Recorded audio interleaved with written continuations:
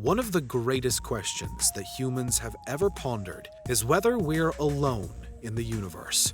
Scientifically, we can calculate the probabilities of life existing elsewhere, crunch the numbers, and try to determine whether aliens do or don't exist. But we're still yet to encounter any. Or, that's the official line anyway. Nevertheless, some are certain that aliens not only do exist, but that they visit our planet. And a small number of people across recent history have claimed not only to have seen aliens, but to have met them too. This is Unveiled, and today we're answering the extraordinary question, what if you had a close encounter of the fourth kind? Do you need the big questions answered? Are you constantly curious? Then why not subscribe to Unveiled for more clips like this one, and ring the bell for more thought-provoking content. The well-known and much-used phrase close encounter didn't originate from Hollywood, despite it often appearing in movies and TV shows. Really, the term was born on a scale of sorts, created by then astronomer and UFO researcher J. Allen Hynek in 1972. Hynek devised the term close encounter and divided it into various levels or kinds to categorize the different eyewitness reports of UFOs that had begun to emerge around the world at the time. The original Hynek Scale consists of 3 different types of alien encounter. Close encounters of the first kind referred to a visual sighting of a UFO within 500 feet.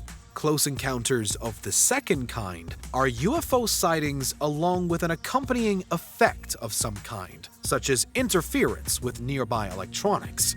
A close encounter of the third kind involves not only seeing a UFO, but the witnessing of aliens as well. In the years since Hynek plotted his initial scale, however, more categories have been added to it, including close encounters of the fourth kind, which involves being abducted by aliens, and of the fifth kind, which involves actually communicating with them. It's the fourth kind, or alien abductions, that we're focusing on in this video. Alien abduction stories have varied in the way they've been told throughout history. The greatest shift in the narrative came, though, after the infamous abduction of Betty and Barney Hill, which gained national attention across the US in the 1960s. According to the Hills, a UFO had followed them before aliens abducted them. They were taken inside a spaceship, and experiments were performed on them before both Betty and Barney had their memories wiped. Their recollections of what happened were only later recovered under hypnosis.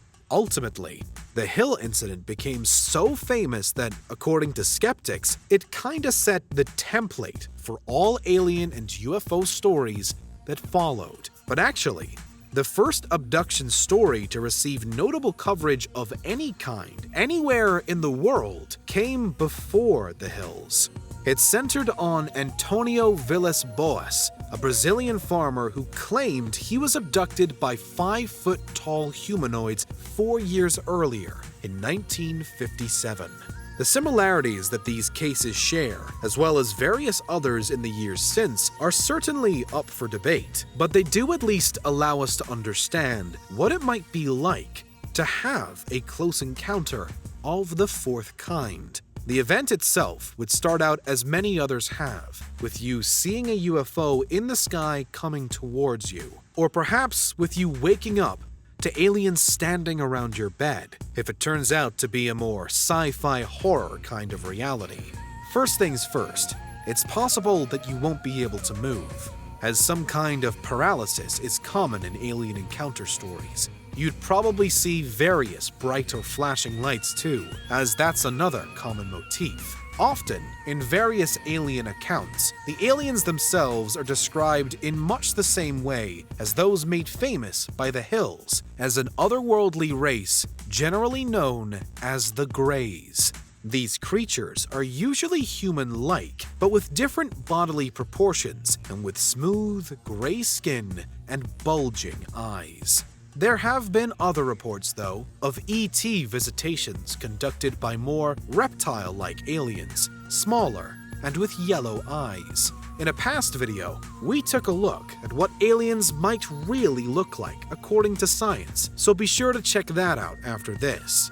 But it must be said that most descriptions of alien figures from abduction stories do tend to align with one another. After you're taken, as part of your fourth kind close encounter, the general pattern tends to be that an examination is what follows, and then perhaps a tour of the ship before a return to your normal life with a variety of lingering symptoms. And although these experiences are often held to be traumatic, the aliens aren't usually portrayed as being all that evil. Instead, they're so often described as though they're curious. So if you are ever taken, you needn't fear the worst straight away. Betty Hill even recalled laughing at her alien's apparent interest in Barney's dentures. Famously, Betty Hill also remembered seeing a star map on the wall of her alien ship, which she memorized. And indeed, Antonio Villas-Boas reportedly recalled seeing red symbols on the wall of his ship, which he later recreated for investigators. Perhaps then, if you are in such a situation, you should also try to memorize something significant about the ship to convince people about it upon your return. What would you be on the lookout for, first of all? Regardless, almost every abduction story agrees on what happens next. It's said that the abductee is taken to an examination room of some kind, where a variety of experiments are performed, usually paying particularly close attention to your anatomy. The procedures, while they do vary, are often described as efficient and businesslike, and over quite quickly.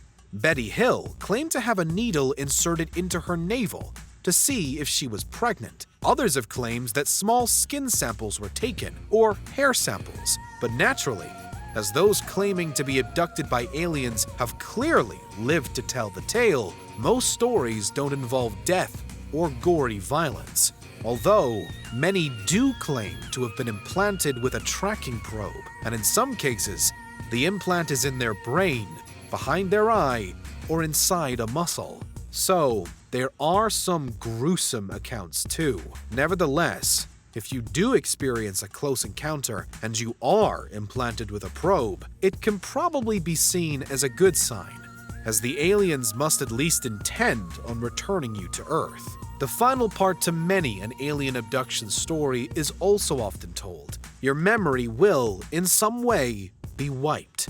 And when you wake up, you'll be left with a sense of time loss and confusion, as well as possibly torn clothing and missing belongings. In general, missing time features prominently in a lot of encounter stories, with some people losing hours and others losing days.